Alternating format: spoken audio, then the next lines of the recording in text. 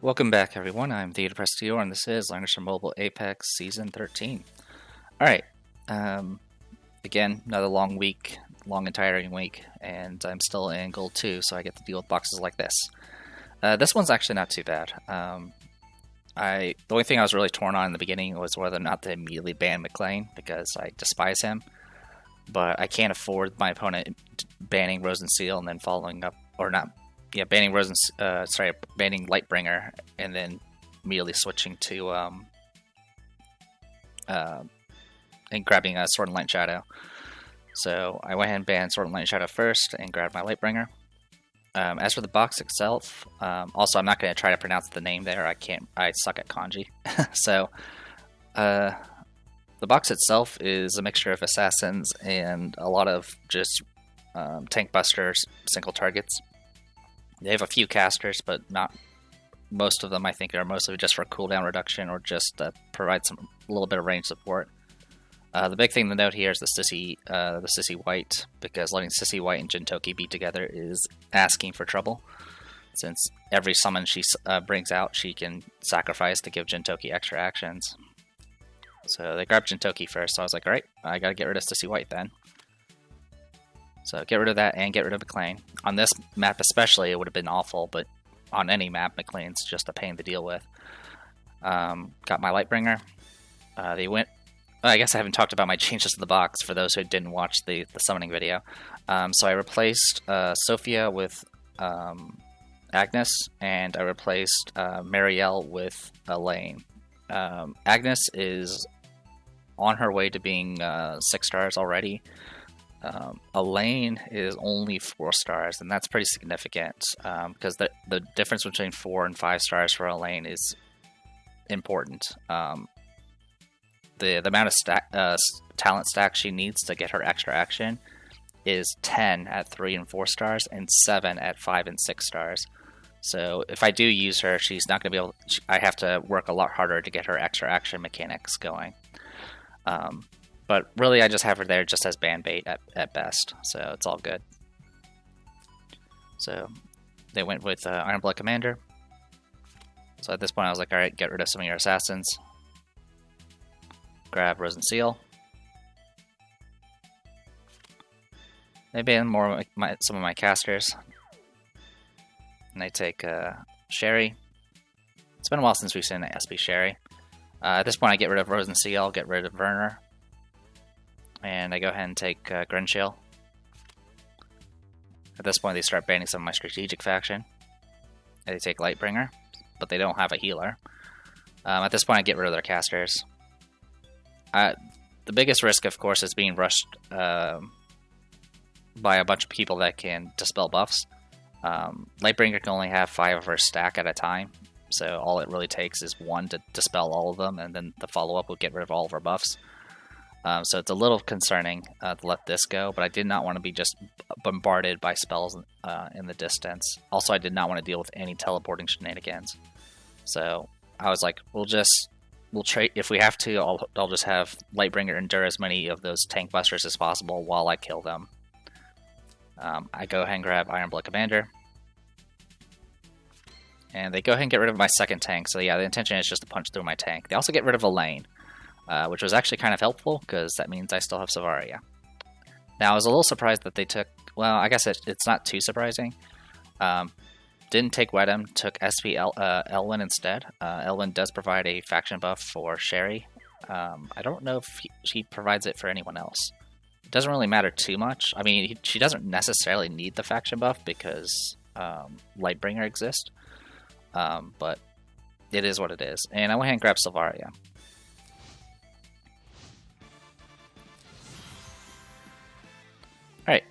Alright, so Elwyn went Sword Soul and brought did not bring his 3C, I think. Yeah, he brought Faction Buff, Sword Soul, and Reign of Glory. So that's his regular faction buff, rather. So he actually has to spend a turn actually powering up if he wants to actually do anything. That's something I didn't really pay attention to. I'm so used to Elwyn having his 3C where he automatically gets his faction buff on the at the start of battle. Jintoki here, he's probably the biggest threat, simply because I did go for phalanxes, and he is all infantry. But everything else about him is pretty much the same as any other Jintoki. Iron Blood Commander went with unicorns and did bring mass attack. Probably the buff Jintoki. Lightbringer here opted for light flow, did go with Guardian Infantry. And then Sherry here brought Dragoons. For those who don't know, Dragoons get bonuses when attacking. And that's about it. So I'm not exactly sure. I don't know if that was the preferred troop or not. Did bring a Shadow Raid, so she will be probably doing some assassination shenanigans. And that's pretty much it. Grinshield opted for Air Slash, 3C, and her shield. Lightbringer, I pretty much brought the same kit as Lightbringer, except I went with Phalanxes. Again, even though I was pretty certain I was going to be dealing with some infantry, I wanted to ensure I had... I'd rather have the physical damage reduction over everything else, especially with Elwyn. Rosen Seal, standard kit, Shrine Maidens with all heals. Iron Blood Commander, standard kit, all offense. And Silvaria, I brought with Disarm, her 3C, and Sneak as usual. And yeah, pretty standard stuff. So they definitely have a lot of coverage, and Iron Blood Commander is going to give them even more mobility. So that's something to look forward to. A little weird with the setup here. I think Jintoki would have been... Actually, I'm not exactly sure. I don't know what priority the formation is going to take here. But we'll find out in a second. Well, that answers that. So yeah, for some reason, Ironblood did not want to put any... didn't want to put a formation buff on Jintoki. I'm not sure why. In any case, I went ahead and get my formation buff up and running. The big thing here is seeing where the Sherry goes, because that will decide if I can actually set up my my sniping or not. I don't have an act again, unfortunately. I'm definitely 100% certain that Silvaria cannot survive a Shadow Raid from Sherry, even without troops. So I kind of had to just take that into account. If I do move forward a bit, my opponent opted to stay in place for the most part. So yeah, just to give coverage here. So right now, 1, 2, 3, 4 can get to there. And right now, Sherry can go to here with Shadow Raid, and once that formation buff goes, it's going to go to here. So I literally don't have much coverage.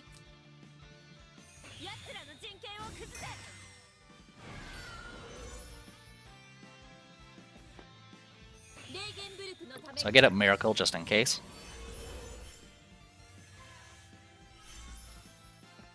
And yeah, my opponent's being super aggressive here. So at this point, if I set up a snipe, there's a good chance Sherry will just be able to kill with Shadow Raid and then just run all the way back with her act again. So I went ahead and opted to not set up at all and just back up for now.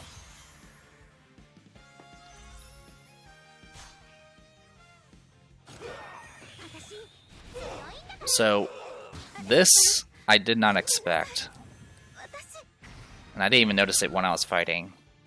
So I was really shocked by how much damage that Shadow Raid did. But what you probably just noticed is she has the range staff, which is just absolutely crazy. The range staff is for mages, but she opted to take it just so she can have the extra, so she can include her dragoons into the Shadow Raid. Like, I don't know, and yet she still had plenty of attack power, so I don't know what to think of that. That's so crazy. Yeah, 14,133 versus, yeah, so I had about 28,000. Yeah, Daybreak, no surprise there. Yeah, that's crazy. Yeah, the entire fight, I thought she pulled that off with just by herself, but no, that was including troops. Like I don't know what the math was for that, but it worked. So I immediately lost Iron Blood Commander. Now the good news was I hadn't acted yet with Iron Blood Commander, so I did lose an action, which means I will get initiative next round. So I took full advantage of that and moved Silvaria up. Unfortunately, this does put Lightbringer in danger because now both Elwyn and Iron Blood Commander are in striking range. But I think I don't know if I could have moved in water. Could I? Okay, no, I could not. So yeah, the only way. So my target here was to go after Jintogi because I can't let him live. If I start trading kills, he's gonna out action me. So I had to move here. So unfortunately, I'm now gonna be hit by both Elwyn and Iron Blood Commander. So yeah, stay close to Lightbringer because I know I'm gonna lose all my buffs.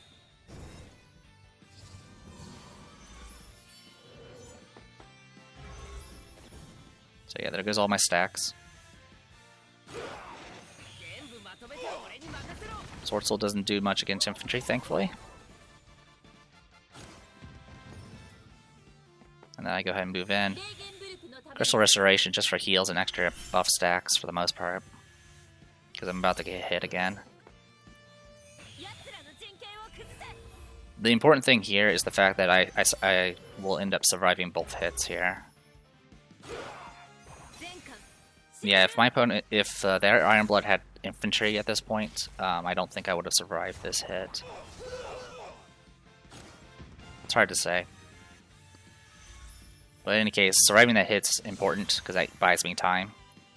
I can safely take a hit here and just self-res if I need to. Which means I can now focus with Silvaria here versus Jintoki, who has no defensive stacks. Because yeah, I haven't attacked any of them yet, so he hasn't gotten any damage reduction stacks yet.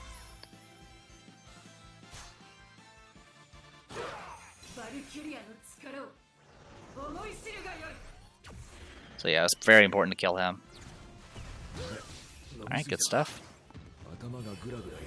Also reapplies the strategic faction buff, thanks to Grinshield. So here we go, we get hit again. This time we're not going to survive. At this point, Lightbringer has no buffs. I've been hit with 15 dispels at this point. But self-resing does get me a 5-stack back, which is good. And I go ahead and opt to do Discipline to do some damage, but mainly just to heal herself. So that combined with Heaven's Gift and then the passive heal from Rose and Seal brought her back to full. So even without buffs, we already saw that, yeah, Elwyn just can't do anything against Phalanxes. So at this point, I go ahead and opt to finish off Iron Blood Commander. Oh yeah, and Iron Blood did have Clock, and she procced it, which is why she was able to do her 3C twice. Get my Bubble Shield up, which is good.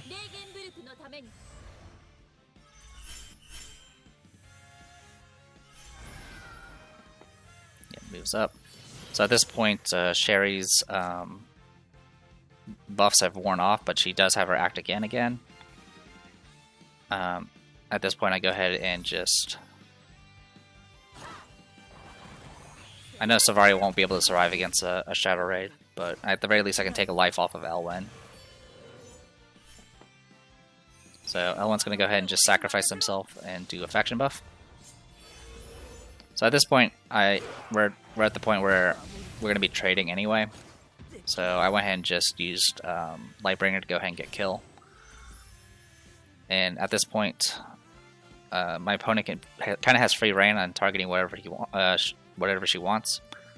Shadow Raid against Rose and Seal will not happen. I do have same classes, so I can negate the Twilight Star. Shrine Maidens will pretty much ensure she'll live. Silvaria will die from Shadow Raid. Yeah, if Iron Blood can't survive it, Silvaria certainly can't. And then Grinshield here has her bubble.